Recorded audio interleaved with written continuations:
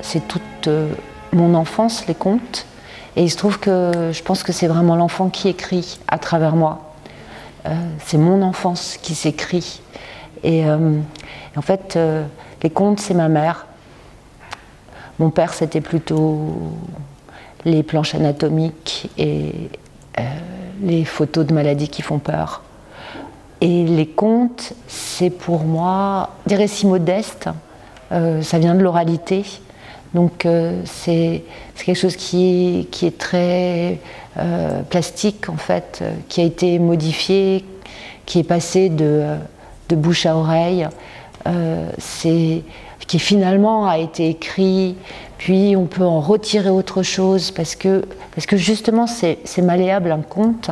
Et ce qui est fou, c'est que c'est totalement universel, c'est-à-dire qu'on retrouve les mêmes motifs dans plein de contes à travers le monde. Et ça traverse le temps, puisqu'en fait c'est très très ancien, c'est des histoires extrêmement anciennes qui ont été contées, et ça traverse aussi notre vie, puisqu'en fait on nous les raconte quand on est enfant, et à notre tour on les raconte quand on est parent, et même quand on est grand-parent. Ce récit qui a l'air de rien, il est chargé, il est empli, il est aussi fort qu'un poème.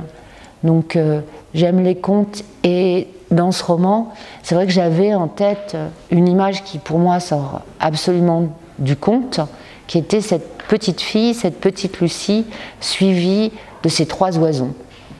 Et donc cette image était une des premières qui a irrigué le livre. Camargue.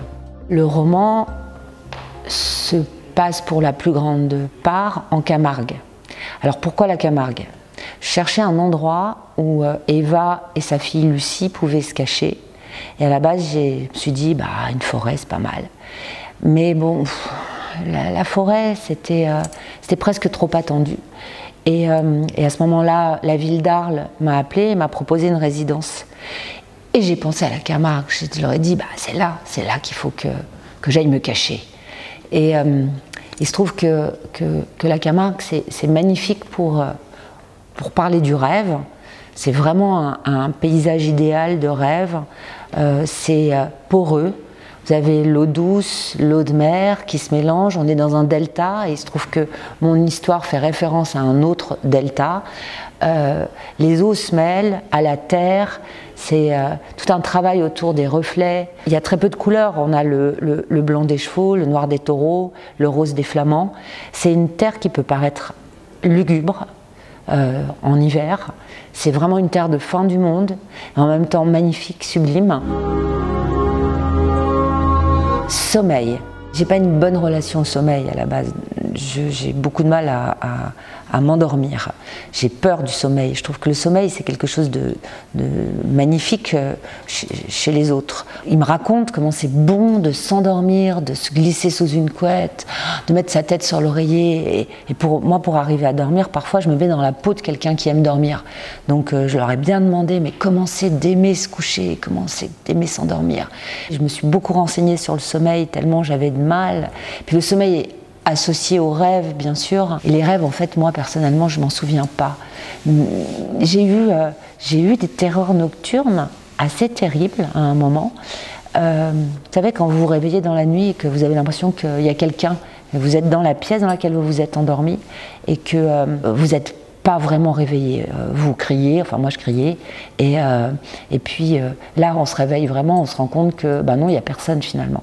Et j'avais tellement de terreur nocturne, et je voyais une femme, si bien que ma grand-mère m'a dit c'est sûr, toi t'as le don, tu peux voir les morts, et la personne que tu vois, c'est la personne sur laquelle tu écris, c'est Frasquita Carrasco, c'est ton aïeul, c'est elle que tu vois, et la prochaine fois que tu la vois, tu lui diras, qui que tu sois, as-tu besoin de moi?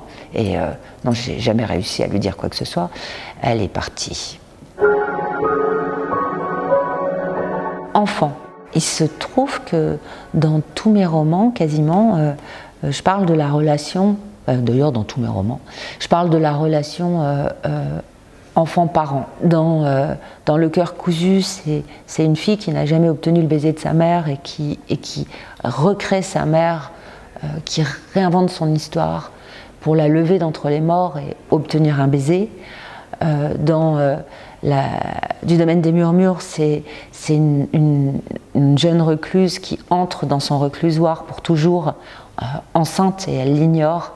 Elle n'a de contact qu'avec son bébé qui naît, et il faut qu'elle le laisse partir avant qu'il puisse plus passer par les barreaux de la fenestrelle. Il faut qu'elle se dégage de cet enfant qui est devenu bien plus fort que Dieu pour elle, qui est devenu son éternel amour. Dans la terre qui penche, c'est une petite fille qui a perdu sa mère pendant la peste, la grande peste au XIVe siècle. Et comme tout le monde a perdu soit un enfant, soit un parent, tout le monde cherche un enfant à adopter, et tout le monde aimerait l'adopter, même une rivière, même le four à pain. En fait, tout le monde voudrait être sa mère. Dans les roses fauves, c'est toute une histoire intergénérationnelle d'héritage, en fait, de mère en fille. Et ici, cette fois-ci, on commence par un accouchement d'Eva qui se sent pas du tout capable d'être mère et qui a peur de mettre un enfant au monde, là, dans ce monde, aujourd'hui ou demain. Et finalement, dès le deuxième chapitre, on la retrouve 8 ans plus tard avec Lucie, sa fille, et contrairement à tout ce qu'elle imaginait, Lucie est devenue son horizon. Lucie est devenue un amour immense, intense, et finalement tout le roman va être une sorte de bras de fer pour sauver sa fille. Cet enfant, les choses se sont retournées, c'est-à-dire que c'est pas sa mère qui est son initiatrice, mais on a vraiment l'impression que c'est l'enfant qui initie le parent. Et ça, j'y crois.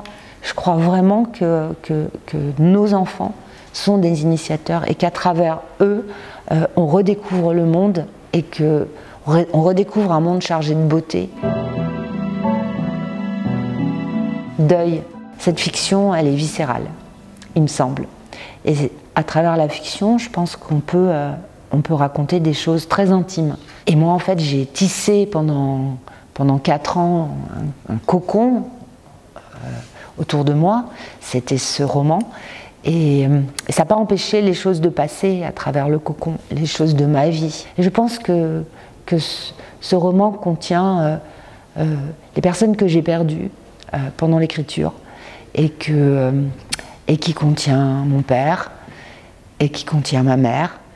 C'est ça qui est incroyable, c'est que des choses qui paraissent totalement absurdes et abominables, des choses, des douleurs, grâce à l'écriture, on peut essayer d'en faire quelque chose de beau.